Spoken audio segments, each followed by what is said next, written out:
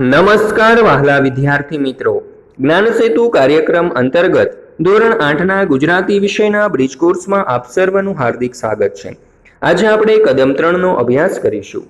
પ્રશ્ન નંબર 1, તમે તમારા ઘરની બારીમાંથી જુઓ અને જે દેખાય છે તેનું વર્ણન લખો। ઉત્તર, અમે ગામડામાં રહીએ છીએ। મારા ઘરની પાછળ ખેતર છે। મારા ઘરની બારીમાંથી લીલુંછમ ખેતર દેખાય છે। ખેતરમાં ટમેટા, ગુવાર, મરચી વગેરેના છોડ છે। બારીમાંથી ખેતરમાં ઉભેલો ચાળિયો દેખાય છે। તેના ઉપર બેઠેલ કાગડો જોઈ શકાય છે જે ચાળિયાથી ડરતો નથી।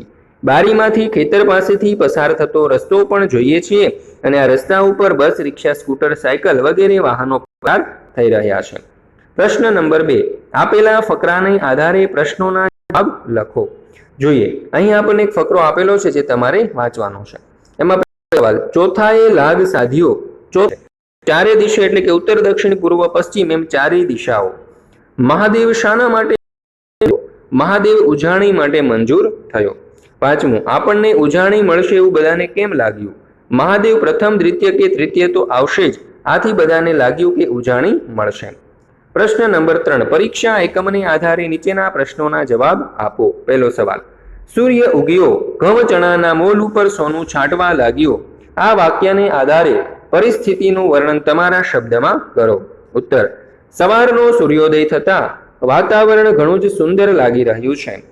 સૂર્યનો તડકો ખેતરોની અંદર રહેલા મોલ પર પથરાતા જાણે કે ખેતરોમાં સોનું પથરાયું હોય તેવું લાગી રહ્યું છે। બીજું, મહાદેવ ન ડગ્યો એવું તમે શાના આધારે કહી શકો? ઉત્તર, મહાદેવને તેના મિત્ર સાથે થયેલી પરીક્ષા વિશેની ચર્ચા ઉપર વિશ્વાસ ન હતો। મહાદેવ માનતો હતો કે જેનો પરીક્ષામાં નંબર આવશે તેને જ શિષ્યવૃત્તિ મળશે, એટલે મહાદેવ ડગ્યો નહીં। ત્રીજો સવાલ, અમારે ઓછી શિષ્યવૃત્તિ મેળવવાની છે, આવું મોટા છોકરાએ કેમ કહ્યું હશે? ઉત્તર, મોટા છોકરાને શિષ્યવૃત્તિની પરીક્ષા આપવાની ન હતી, એટલા માટે તે એવું કહે છે કે અમને ઓછી શિષ્યવૃત્તિ મળવાની છે, જે પરીક્ષા આપે તેમને જ શિષ્યવૃત્તિ મળે। પ્રશ્ન નંબર 4, પરીક્ષા એકમને આધારે તમને કયું પાત્ર સૌથી વધુ ગમ્યું, કેમ? પરીક્ષા એકમમાંથી અમને મહાદેવનું પાત્ર સૌથી વધુ ગમ્યું, કારણ કે મહાદેવ મહેનતુ છોકરો હતો। તે શાળાએ જતો હતો ત્યારે ખેતરની અંદર ગાય જોઈ અને તેને કાઢવા માટેનો પ્રયત્ન કરે છે।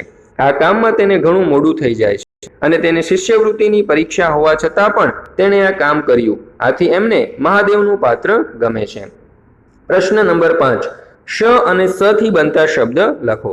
તો સર્વપ્રથમ જોઈએ શરણાઈના શ થી બનતા શબ્દો। શરત, શાળા, શાંત, શીતળા, સુર અને શેઠ। ત્યાર પછી સ ઉપરથી તો સાડી, સાત, સીતા, સુપડી, સોમવાર અને સગડી।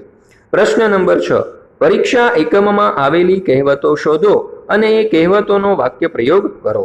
કહેવત, દશેરાએ ઘોડું ન દોડે, તો વાક્ય પ્રયોગ આપેલો છે, દરેક મેચ અમે જીતતા પણ ફાઇનલમાં દશેરાએ ઘોડું ન દોડ્યું, અહીં જોઈએ લખાઈ ગયું છે પણ દોડી આવે।